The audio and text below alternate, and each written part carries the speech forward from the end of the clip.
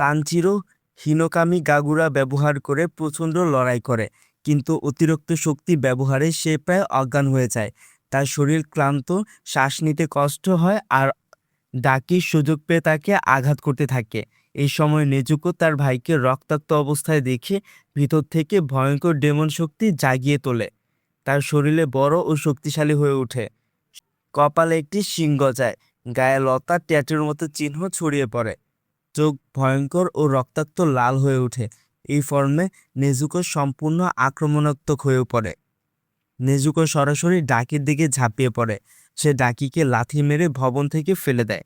ডাকির একটি পা ছিঁড়ে ফেলে। তার ব্লাড ডেমন আর্ট দিয়ে ডাকিকে জ্বালিয়ে দেয়। তার আগুন কেবল মানুষকে না, ডেমনকে পুড়িয়ে ফেলে। ডাকি প্রথমবার সত্যিকারের ভয় পায়, কারণ নেজুকোর পুনর্জন্ম ক্ষমতা ও শক্তি তার চেয়েও ভয়ঙ্কর মনে হয়। কিন্তু সমস্যা হলো, এই ফর্মে নেজুকো নিজের নিয়ন্ত্রণ হারাতে থাকে। সে একজন মানুষের রক্তের গন্ধ পেয়ে প্রায় আক্রমণাত্মক হয়ে যাচ্ছিল। ঠিক তখন তানজিরো কষ্ট করে উঠে তার বোনকে শান্ত করার জন্য তার মায়ের লরিগান গায়। ধীরে ধীরে নেজুকো শান্ত হয়ে যায়, ছোট্ট মেয়ের রূপে ফিরে আসে।